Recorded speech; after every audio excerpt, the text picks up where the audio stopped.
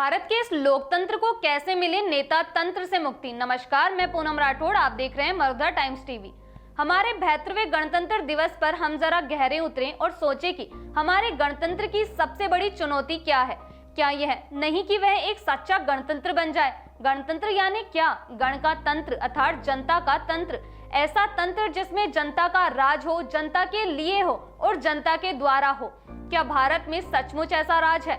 ऊपर से देखने में तो लगता है कि ऐसा ही है। हर 5 साल में ये, उसके पहले ही जनता वोट डालकर केंद्र और राज्य में सरकारें बनाती है। चुनाव लड़ते वक्त बेहद अकड़ू नेता भी भीगी बिल्ली बने रहते हैं। वह अपने आप को जनता का नौकर, दास, चौकीदार, सेवक, भक्त क्या क्या नहीं बताते। वोट मांगने के लिए वे ऐसे ऐसे स्वांग रचते हैं कि पेशेवर भिखारी भी उनके आगे पानी भरने लगे। जाहिर है कि ये दृश्य ना तो हम कभी ब्रिटिश भारत में देख सकते थे, ना ही मुगल भारत में और न ही सामंती भारत में। इस दृष्टि से जनता शांति मत तो हो गई है, लेकिन यह शांति मतता क्या क्षणिक नहीं है। केवल वोट डालते वक्त आम आदमी अपने आप को भुलावे में डाल सकता है कि वह राजा है या मालिक या नृप निर्णता है।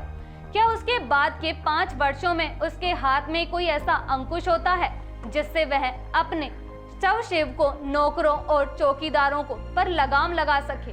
अगर डॉक्टर राममोहन लोहिया के शब्दों का इस्तेमाल करें तो वह जनता वोट डालने के बाद 5 साल तक मुर्दा हो जाती है। जिंदा कौमें 5 साल तक इंतजार नहीं करती, लेकिन हमारी कौम तो मर जाती है। वह न तो अपने सांसद और विधायक के कान खींच पाती है और न ही उन्हें वापस घर बिठा सकती है, न किसी अकर्मण्य प्रधानमंत्री या बेईमान मुख्यमंत्री को बेदखल कर सकती है और न ही किसी गलत कानून को बदलाव सकती है।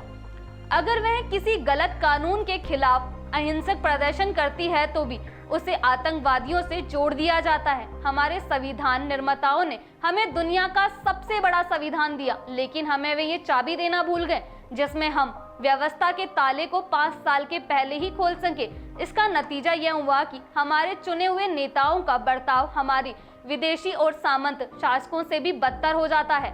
ब्रिटिश शासकों को कम से कम अपनी संसद का डर रहता था और हमारे सामंत राजघराने और मर्यादा से भयभीत रहते थे, लेकिन हमारे लोकतांत्रिक शासकों में ऐसी तरकीब भिड़ाई है कि उन्हें पटरी पर चलाए रखने वाली 2 संस्थाओं को उन्होंने लगभग नाकारा बना दिया है। ये संस्थाएं हैं संसद और राजनीतिक पार्टियां। संसद में जो भी बहस पक्ष और विपक्ष में होती है, आप क्या समझते हैं कि उसमें शीर नीर विवेक होता है?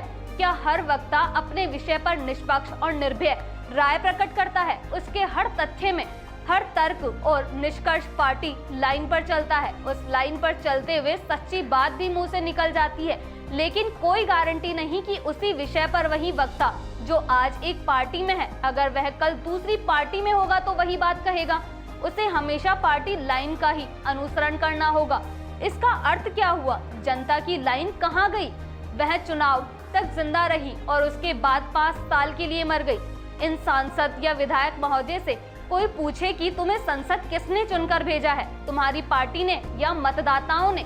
संसद में बैठते ही तुम अपने मतदाताओं को भूल गए, लोग को भूल गए, बस नेता याद रहे। ये लोकतंत्र है या नेता तंत्र है? संसद संप्रभु है, यह वह पार्टी नेताओं की चेरी है। यही वजह है कि किसी भी लोकतंत्र में संसद का जो दबदबा होना चाहिए वह भारत में नहीं है। जवाहरलाल नेहरू का वह युग बीत गया जब कांग्रेस के सांसद ही सदन में खड़े होकर अपनी सरकार पर बरस पड़ते थे। अब तो सभी पार्टियों के हाल एक जैसे हैं।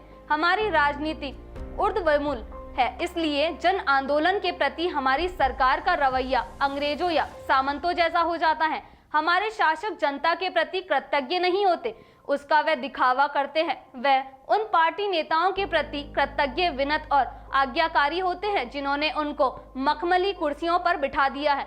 न तो उन्हें देश के किसानों और युवकों का आक्रोश व्यतीत करता है, न अरबों खरबों की धांधलियां और न ही करोड़ों गरीबों की आहें कराहें। इस समय 2 ही ताकतें ऐसी हैं जो हमारे गणतंत्र को पूरी तरह से नेता तंत्र में बदलने से बचा सकती हैं। एक तो है खबरपालिका और दूसरी है न्यायपालिका, लेकिन यह दोनों ही आज डगमगा रही हैं। यह कब तक जोर मारेगी? क्या नेता तब जागेंगे जब जनता खुद दुर्गा बन जाएगी, खांडा लेकर खड़ी हो जाएगी?